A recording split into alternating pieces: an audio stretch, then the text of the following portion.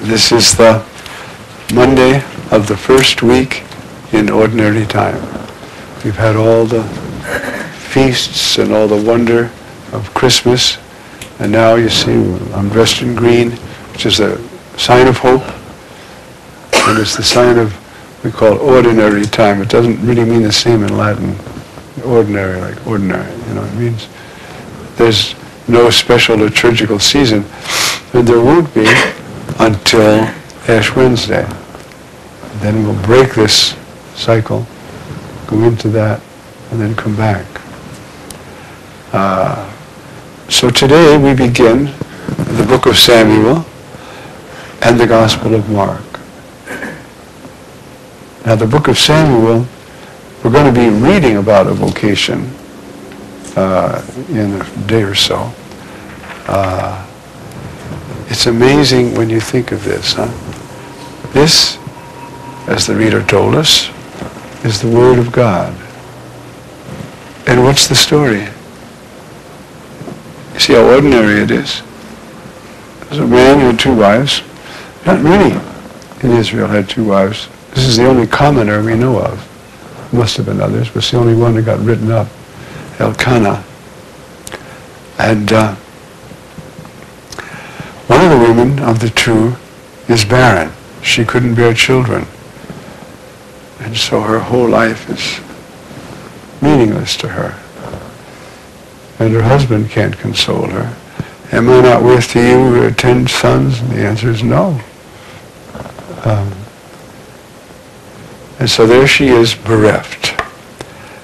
And that's as far as we get today. Now what's going to come of this suffering? Very ordinary suffering. This couple, especially Hannah and her son Shemuel, are world famous. Because every year we read about them. But what makes them special is that God acted in a particular way in their life. He gave Hannah a child, and it was Samuel, who was the founder, in a way, of the whole prophetic movement. In other words, when they were, at this point, they were still being ruled by various chieftain heroes, but they wanted a king. Now, they got nervous with God being their only king. They wanted one because they wanted to see him. And he said, that's not right. Finally the Lord said, let them have their king. And God worked through that, because though Saul failed, David was a success. And the Messiah, who is the eternal Son of God, is a son of David. And one of the lessons we can get from this, you see, is what's important is not whether the circumstances are ordinary or extraordinary. What's important is the purity of heart and the trust in God and obedience to God. You would think, this is the Bible, my goodness. How did this story about this lady who didn't have children ever make it into the Bible? I mean, lots of women didn't have children. Why this story? You see, because God had chosen this woman to be the mother of this child. And so she is the first, after the patriarch's wives, the first Akerah, the first barren woman. Those barren, that Akerah, the barren woman, that's a sign of God's whole way of working with us, isn't it? She could not conceive children in the ordinary course of events. It was a very special work of God. And the one born of her was a key person in salvation history, as was the son of Sarah, the son of Rachel.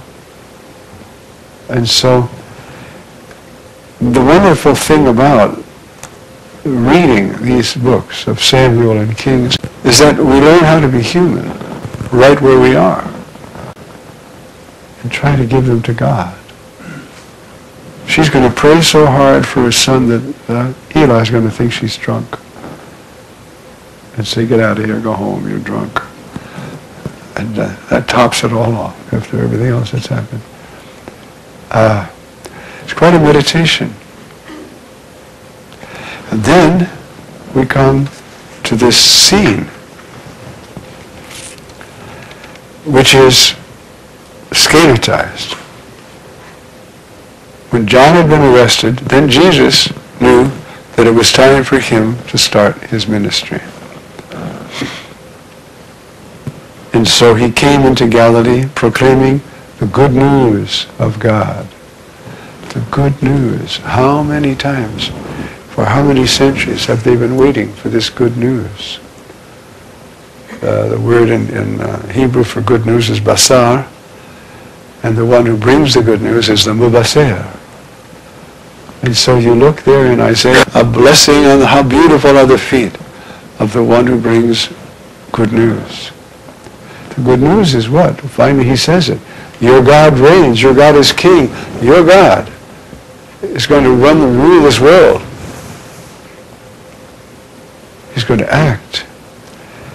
And the children of Abraham, and that one son promised to Abraham and to David, will finally come.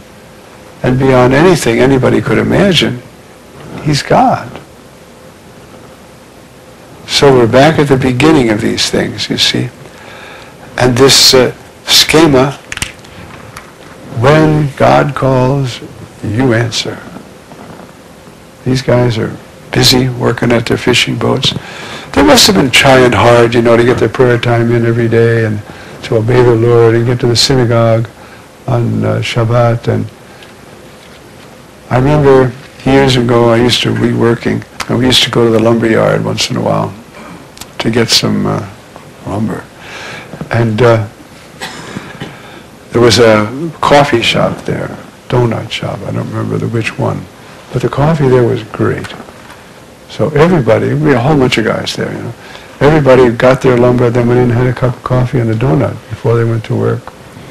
And I used to look at these guys. They were good fellas.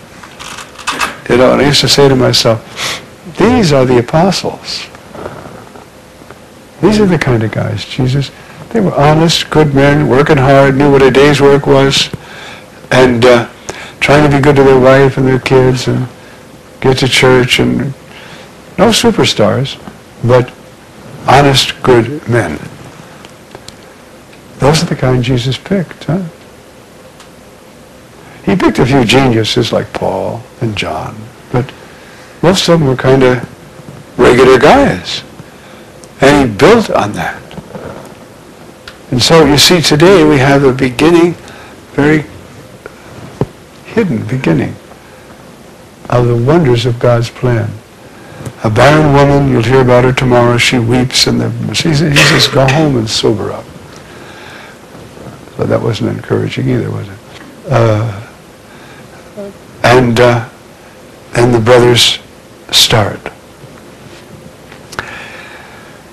One of those first two brothers looks like they own their own boat or boats. Those boats are about,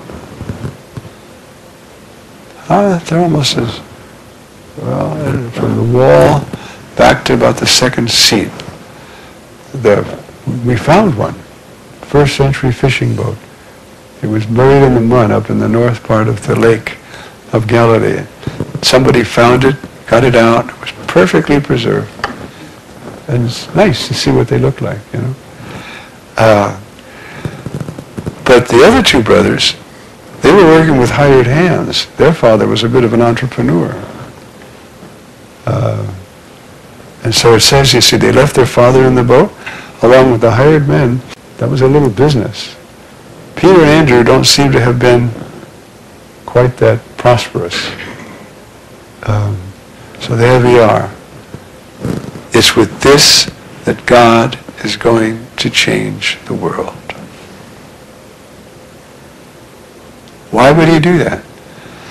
because they need to depend upon him for everything.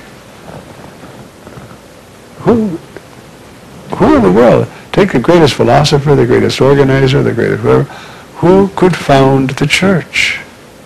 Only good, honest men who knew they knew nothing and were willing to obey God.